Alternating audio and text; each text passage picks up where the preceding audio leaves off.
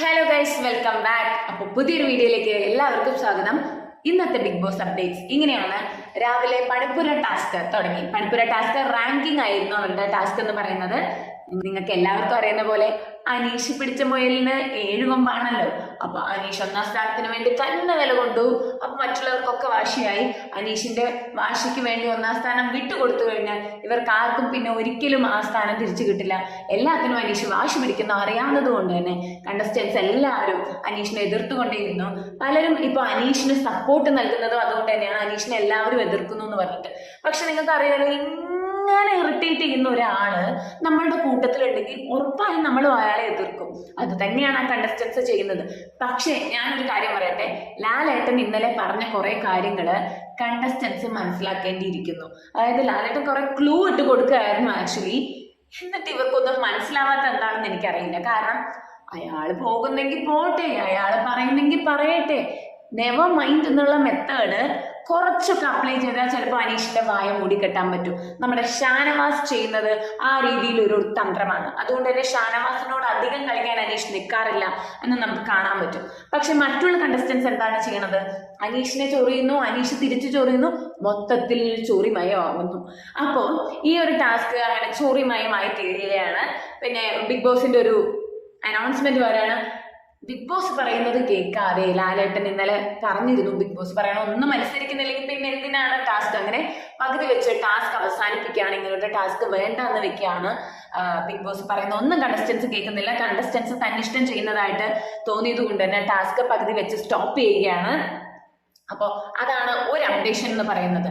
പിന്നെ സൺഡേ ഒരു എവിക്ഷൻ കഴിഞ്ഞല്ലേ. നോർമലി നമ്മളുടെ ഫസ്റ്റ് വീക്ക് എവിക്ഷൻ ഉണ്ടാവാറില്ല അല്ലെ. ബിഗ് ബോസിൽ സ്റ്റാർട്ടിംഗ് വീക്ക് ആയതുകൊണ്ട് തന്നെ എവിക്ഷൻ വേണ്ട എന്ന് പറയാറുണ്ട്. പക്ഷേ മുൻഷി രഞ്ജിത്ത് ഔട്ടായി. കൂടാതെ മക്കളെ, എവിക്ഷൻ മിഡ് വീക്കിലും ഉണ്ടെന്നാണ് ലാലേട്ടൻ പറഞ്ഞത്. അതുപോലെ തന്നെ അതിനുവേണ്ടി 6 പേരെ സെലക്ട് ചെയ്തിട്ടുണ്ട്. ഒനീൽ, നമ്മുടെ അനീഷ്, രേണു സുധി, ഷാരിക, സരിക ആൻഡ് റന ഫാത്തിമ. ഇവർ 6 പേരുമാണ് മിഡ് വീക്ക് എവിക്ഷനിലേക്ക് സെലക്ട് ചെയ്യപ്പെട്ടിരിക്കുന്നത്. അപ്പൊ ഇവര് എങ്ങനെയാണ് അവരുടെ ഗെയിം കളിക്കുന്നത് എന്ന് നോക്കി 2 പേരെ മിഡ് വീക്കില് ചൊവ്വാഴ്ച മുതൽ വ്യാഴാഴ്ച വരെയുള്ള ദിവസങ്ങളിലായിട്ട് 2 പേരെ ഔട്ടാക്കുമെന്നാണ് പറയുന്നത്. കൂടാതെ അടുത്ത ആഴ്ചക്കുള്ള എവിക്ഷനിലേക്കുള്ള വോട്ടിങ്ങും നടന്നു കഴിഞ്ഞു. അഭിഷേക് ഒഴികെ ബാക്കി എല്ലാവരും അതിലുണ്ട്. അപ്പോൾ എല്ലാവർക്കും അവരുടെ ടാലന്റ് പ്രൂവ് ചെയ്യാൻ പറ്റിയ ഒരു വീക്കാണത്. അത് കൃത്യമായിട്ട് അവർ ചെയ്യോ ഇല്ലയോ എന്ന് നമുക്ക് നോക്കാം അല്ലെ. പിന്നെ എനിക്ക് ഒരാള് വഴിതെറ്റി പോയിക്കൊണ്ടിരിക്കുന്നതായിട്ട് നമുക്ക് ശ്രദ്ധയിൽപ്പെട്ടിട്ടുണ്ട്. അതായത് അനുമോൾ. ഇന്നലെ ലാലേട്ടന്റെ നിന്ന് വഴക്ക് കിട്ടിയതിൽ പിന്നെ അനുമോൾ നന്മമരമായി വളർന്നു വരുന്നുണ്ടോ എന്നെനിക്കൊരു സംശയം. അതായത് വീക്കെൻഡ് എപ്പിസോഡിന് ശേഷം അനുമോളിൽ ചെറിയ വ്യത്യാസങ്ങളൊക്കെ കാണുന്നുണ്ട്.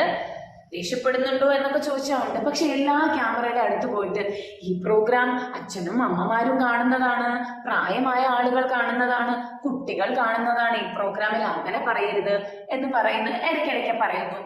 അതുകൂടാതെ അനീഷിന് ഭയങ്കരമായി സപ്പോർട്ട് ചെയ്യുന്ന പോലെ, അങ്ങനെ എന്നാൽ വാക്കുകൊണ്ടല്ല, ഹെൽപ്പ് ചെയ്യുന്നു. വെള്ളം കുടിക്കാൻ കൊടുക്കുന്നു, ഇടയ്ക്കിടയ്ക്ക് വെള്ളം കുടിക്കാൻ കൊടുക്കുന്നു.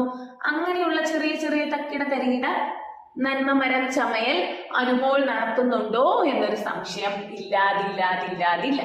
അപ്പോൾ അത് നിങ്ങളൊന്ന് നോട്ട് ചെയ്ത് വെക്കാം. യെസ്, അപ്പോൾ കൂടുതൽ വീഡിയോസായി വീണ്ടും വരാം. അതിനു മുമ്പ് ചാനൽ ആദ്യമായിട്ടാണ് കാണുന്നതെങ്കിൽ subscribe, like, share and comment. Okay, so bye.